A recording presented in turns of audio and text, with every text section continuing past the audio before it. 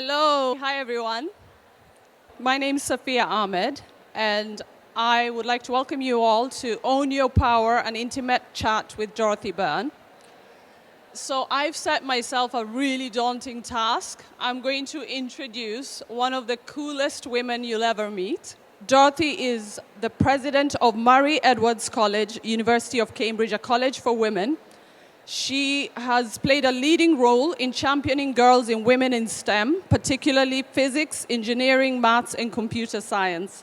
She's someone who embraces her age and takes no prisoners when it comes to holding powerful people to account. Prior to joining the college, Dorothy was editor-at-large at Channel 4, a role specially created for her when she stepped down as head of news and current affairs after 15 years. During her time at Channel 4, Dorothy was responsible for news and current affairs programs which have had a national and global impact. She's won countless awards, Royal Television Society, BAFTA and Emmy Awards.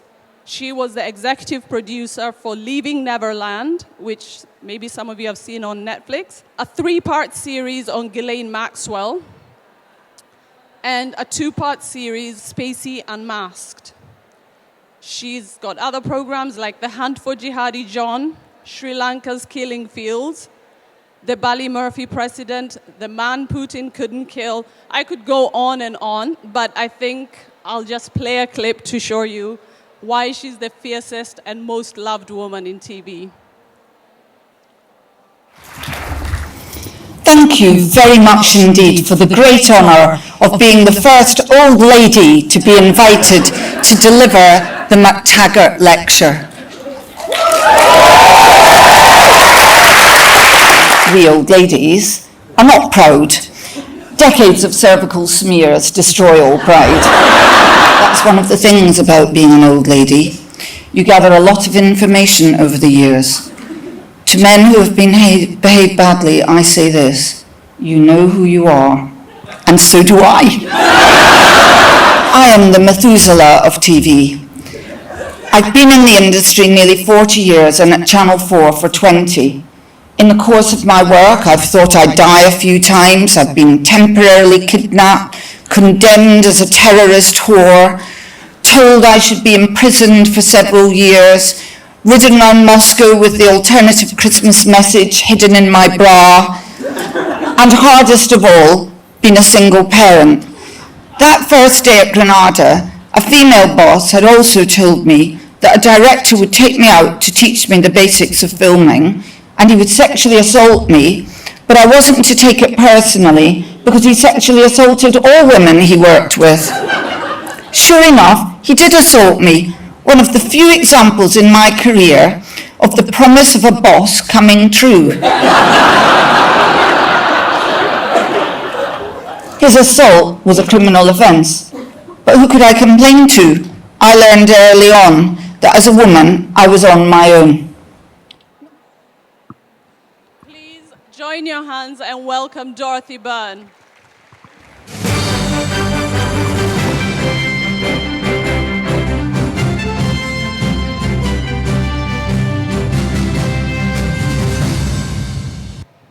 Thank you.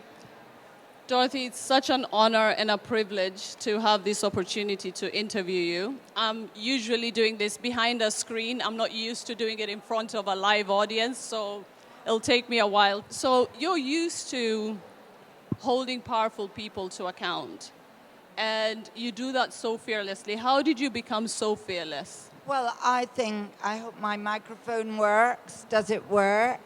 I think I had a father who bullied us a bit, and I learned early on that I had to stick up for myself. I went to a convent, and the nuns at the convent, it wasn't a very good school, but they thought that I could win the national schools debating competition. So they brought a man in to train me. So this wouldn't be allowed now. I went in a room alone with him, and I had to stand on a big Victorian table, and then he would give me a subject to speak about, and I'm afraid I'm now going to swear. And as I started speaking, he went like this: "Fuck off, you stupid little bitch. Fuck off, just fuck off, you stupid little bitch." And I went, "Oh my God." And he said, "Don't stop.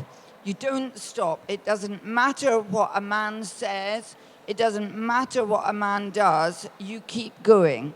Oh, wow. And when I became the editor of my first TV program at ITV, I worked with a man and I was telling him what to do. And he said to me, "Well, I'm not doing that. You can forget that. You can just fuck off, you stupid little bitch." And I said to him, "I've been trained to deal with men like you. And I just carry on. And if you don't like it, you can leave." And he did what he was told. Oh my God. So maybe I should thank the nuns, you know, but it's not always easy. In that talk there, you could see how swollen my face was. And I have an autoimmune disease called giant cell arteritis, where it can make you go blind in a few hours if you don't take massive steroids. And it was just a great shame for me that that was a very high-profile speech in which I was on 60 milligrams of steroids, which is why my daughter said to me, "You look like a goldfish," in that very supportive way that children do. But I think that that is typical of many women at work, that they have difficult and different health problems. You know, about 10% of women have very, very serious problems with their periods. Around a quarter to a third of women in the menopause have problems. And I have learned that instead of us not talking about our health problems, I think it's very important for myself as an older woman in a leading position in society to talk very openly about my health problems. That's wonderful. So you've spoken candidly about sexual harassment that you've endured at work. There's recent headlines of former Harrods boss Mohammed Al-Fayed, and it seems that women actually still don't feel comfortable to come out. You made a program about this many years ago.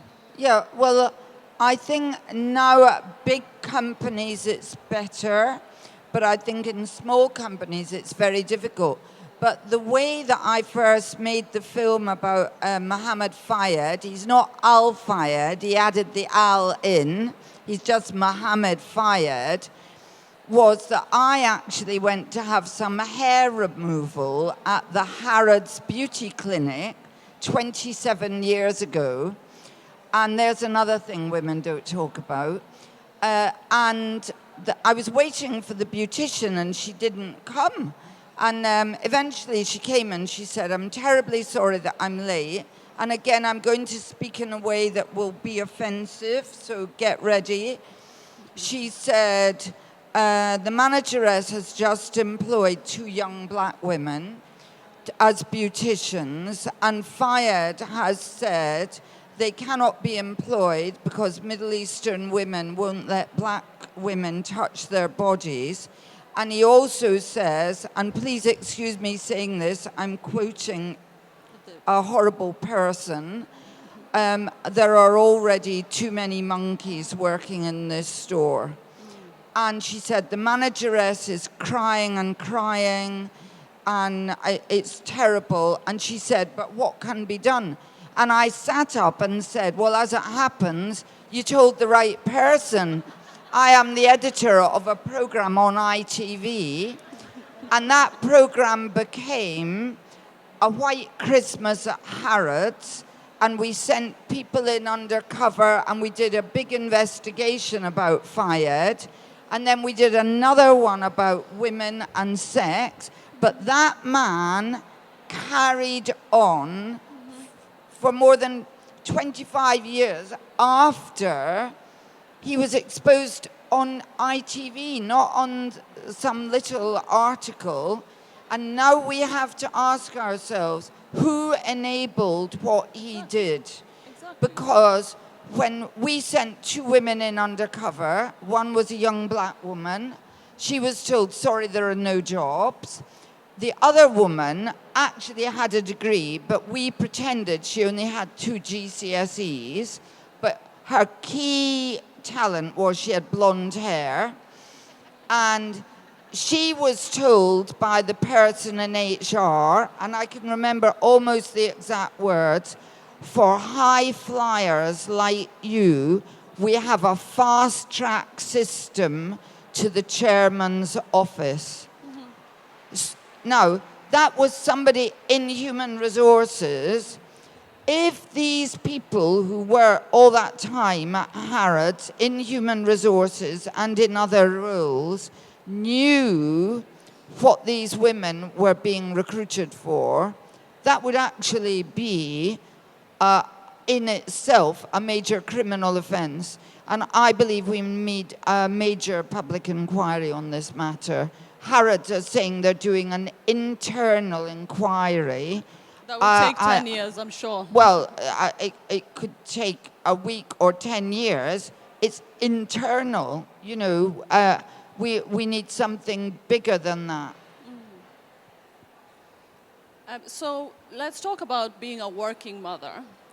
You said you've experienced a lot of things in your life. You've been threatened, you've been called a terrorist whore, you thought you'd almost die, but you say single parenting was much harder than anything you've ever faced. Yeah, well, I was freelance, so I didn't get any maternity rights.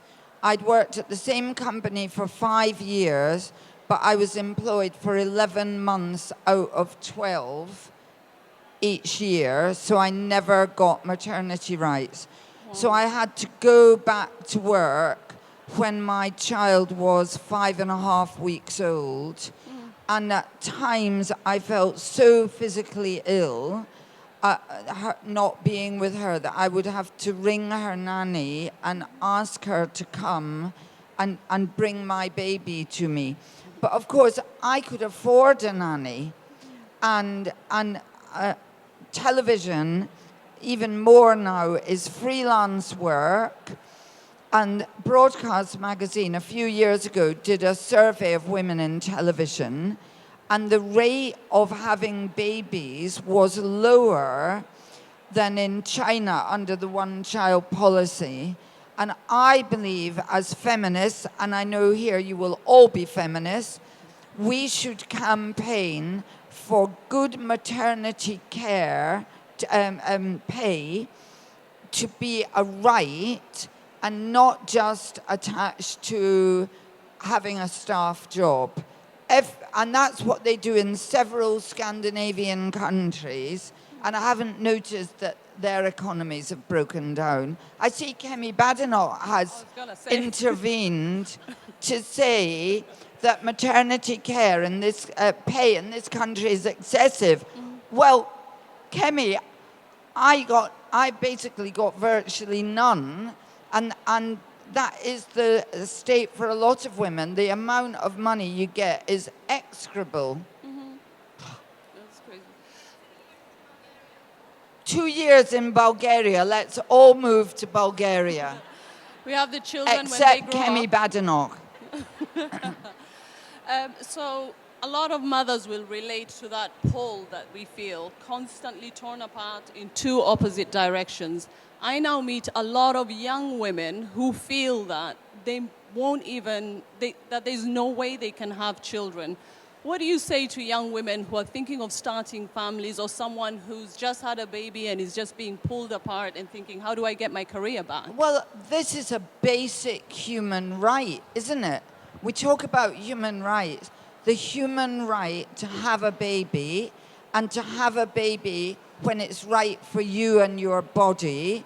I think there are some companies, I hope none of the ones represented here, who make a feature of saying to women, we'll pay for you to freeze your eggs so you don't have to disrupt your career.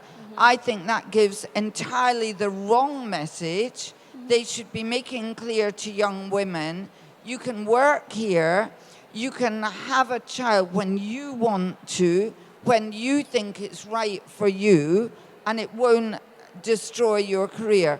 But we have to campaign.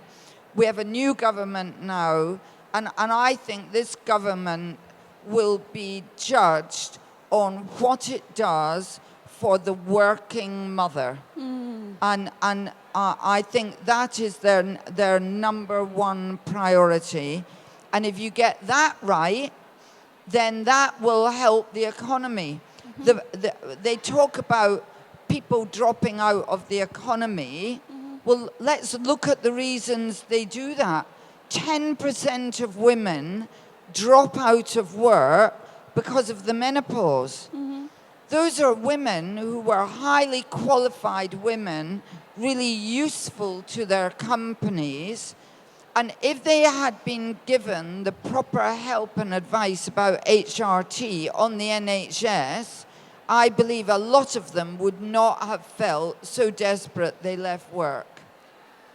Since you've mentioned the menopause, you commissioned a program with Davina McCall and also made it so that we're not ashamed to talk about menopause. Can you talk about your experience? Because working at Channel 4, heading up the news department was one of the most stressful jobs. I remember one day I was talking to my boss. He was head of programs. I was head of news and current affairs. And he suddenly said to me, "Oh, Dorothy, you're ill. You're ill." And I said, "No, I'm not ill. I'm not ill." And he said, "No, you are. You've got a fever. You've gone all red and you've broken into a sweat." And I said, "I'm not ill." And he said, "You're ill. You need to go home." And I just gave up. And then I went back to my team and I said, "I'm going home." And they said, "Why are you going home?" I said, "Because my boss has never heard of the menopause." But and that was one of the reasons that I commissioned that Davina McCall program on HRT that was so popular. Britain ran out of HRT. And I think that made women, it's not right for everybody, I should say, but I think it made a lot of women feel empowered to go to their doctors. And then Channel 4 became the first broadcaster to have a menopause policy. Yeah. So that, and key to that menopause policy was regularly bringing in doctors to give information to women about the menopause.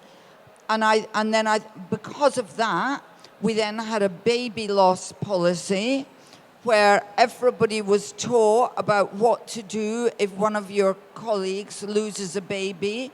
And the answer isn't to sit in silence. But I think every company should have a fertility policy, and it shouldn't be freezing your eggs. So we need proper policies to protect women at work so they keep in work and we save the economy. That's wonderful. Thank you. So let's quickly, she's given us a 10-minute 5 minutes ago, so I'll be quick. On ageism, I noticed so many women, especially young women now, have a sense of shame about age. Well, people are being told to Botox at 20 now. Yeah, I mean, so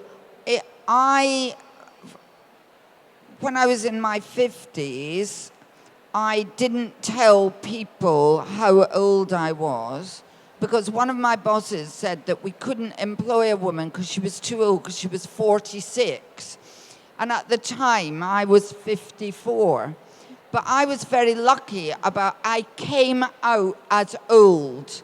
People talk about coming out as gay. I came out as old.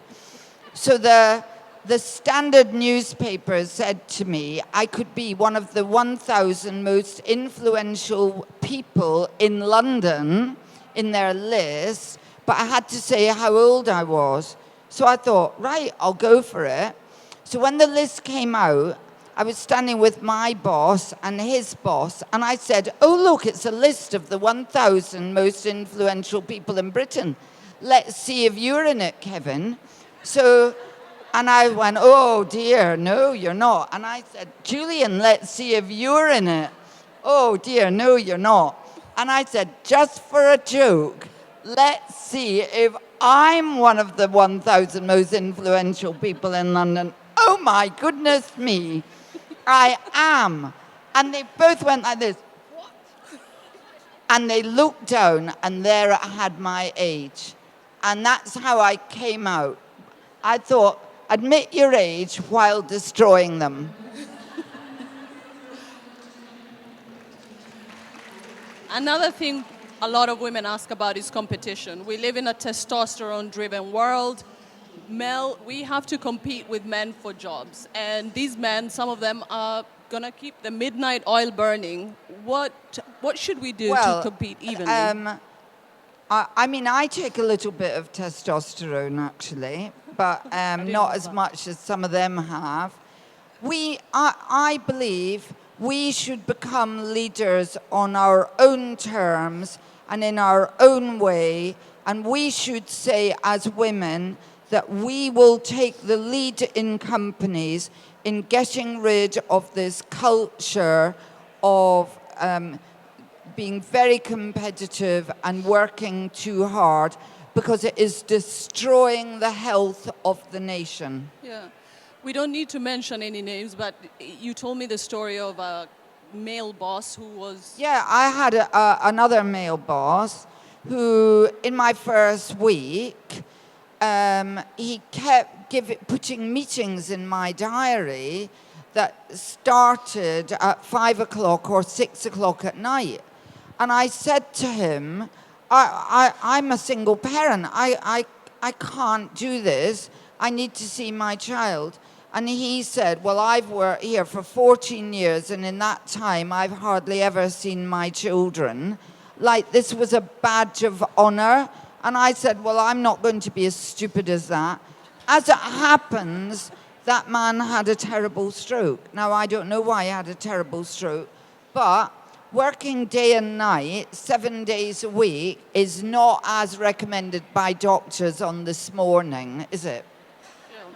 So I'll open up to Q&A, but is there an exclusive you can give us here at 2024 with Women in Business and Tech? Are you working on any exposés, Puff Daddy, the Stammers? I can never reveal what I'm working on, but I would recommend that you saw my last 2 programs on Channel 4, Spacey Unmasked, and I feel that this person is approaching us with an expression of concern that we're overrunning. Oh, right, okay. Does anyone have any questions for Dorothy?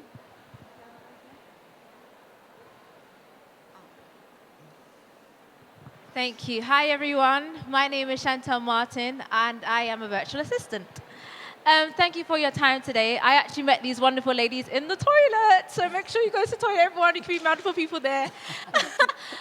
So, first of all, thank you for highlighting about the difficulties that those of color experience in the workplace. So I appreciate that and your honesty. So this month is Black History Month, which is why I appreciate it even more. And the theme is reclaiming your narrative. So as a wonderful woman that you are, at the wonderful golden age that you are, how have you reclaimed your narrative in storytelling as you progress through your career? Well, I realize, you know, that I'm a president now, not as mad as some in America. I realize I speak from a powerful position, but I have been able to, but it's taken decades for me to be able to speak openly and honestly about my own problems and issues and demands and rage. And I think I would always say to younger women, form groups, and form groups of different sorts, of people who are different to you and people who are the same as you, and get together in the way that when I was young we had trade unions, but get together and demand change together, and don't and embarrass bosses who behave badly. I have publicly embarrassed some of them, but it's much easier to do that when you all get together. Yeah. Is there anyone else with questions right here?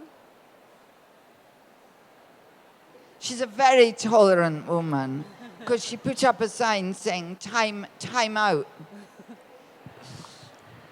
Hi, I'm just at the beginning of my career, and I've just started in tech at Deutsche Bank, and I've always, thank you, and I always feel like I'm somewhat behind, or I always feel like there's something I should be doing, or some other role I should be taking on, or that I'm not doing enough, or somehow underachieving, and I don't know how to either get rid of that mentality or do something more to give myself that sort of reassurance. Well, I don't think you got a great job at the beginning of your career with a major company. I think you're doing things really right.